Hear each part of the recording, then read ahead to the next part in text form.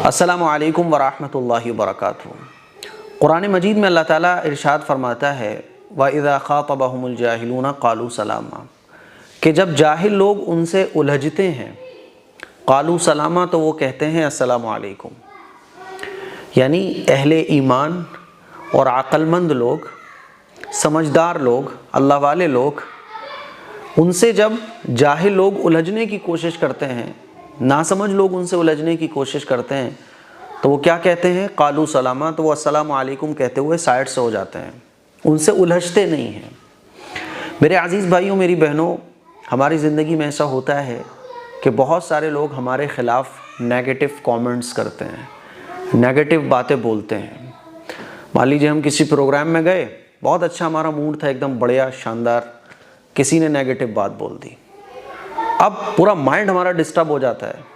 Mind तो disturb हुआ, उसके साथ साथ हम उसको जवाब दे रहे हैं, फिर वो हमें जवाब दे रहा है, तो बाज़ दफ़ा बहस बढ़ जाती है और कभी कभी तो ये बहस लड़ाई की शक्ल इख्तियार कर लेती है। फिर इस लड़ाई के हो जाने से पूरा माइंड डिस्टर्ब हो जाता है, हमारा हफ्तों के हिसाब से माइंड डिस्टर्ब रहता है। और ये फैमिली में भी हो जाता है, कभी कभी ऐसा होता है, नहीं होता? तो नेगेटिव चीज़ों को हमेशा इग्नोर करना सीखो। कोई आपको नेगेटिव कमेंट कर रहा है, इग्नोर। कोई आपके लिए नेगेटिव बोल रहा है, इग्नोर। उलझो मत। कोई नेगेटिव थिंकिंग रखने वाला शख्स आपके सामने आ गया, वो कुछ बोल रहा है आपसे, तो जाने दो उसको, लेट इट बी, ज़्यादा टेंशन मत लो। वइज़ा ख़ातबहुमुल जाहिलून क़ालू सलामा, कि जब समझदार लोगों से जाहिल लोग उलझने की कोशिश करते हैं तो अस्सलामु अलैकुम कहते हुए साइड से हो जाओ।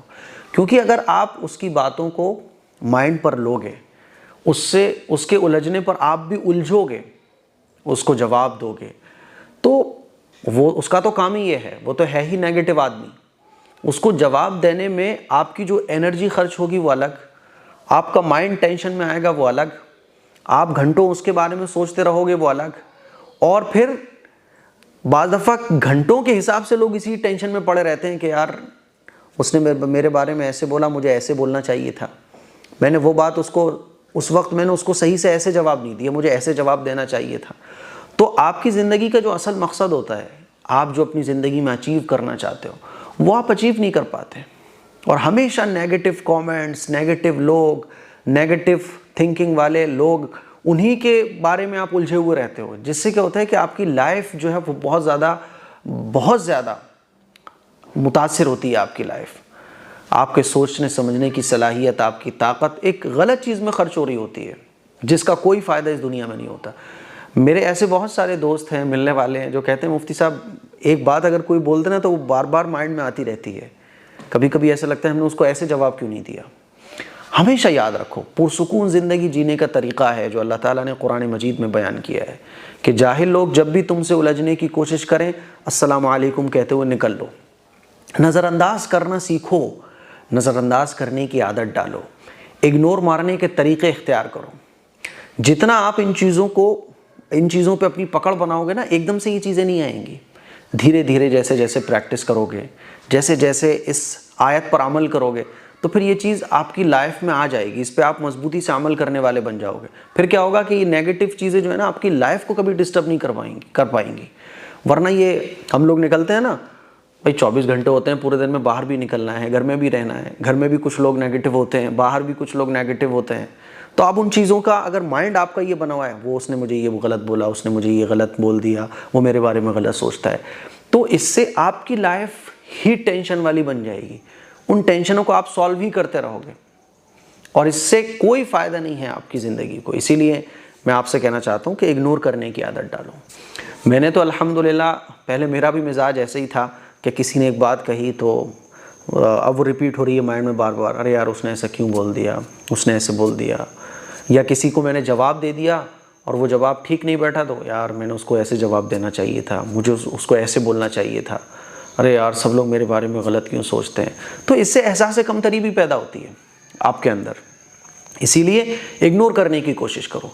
आप ये समझ लो, सोशल मीडिया पे जो आपको लगता है कि इतने सारे सब्सक्राइबर्स, इतने सारे फॉलोअर्स है ना, तो ये आसान नहीं होता। जहाँ एक तरफ बहुत सारी खुशियाँ हैं, तो बहुत सारे ऐसे लोग भी हैं जो दांत लगाए बैठे रहते हैं, जो आपके बारे में हमेशा नेगेटिव बोलेंगे, नेगेटिव ख्याल रखेंगे, आपको जो है ना आपके अंदर के मोटिवेशन को ख़त्म करने की कोशिश करेंगे, तो ऐसे लोगों को नज़रअंदाज करना सीखो।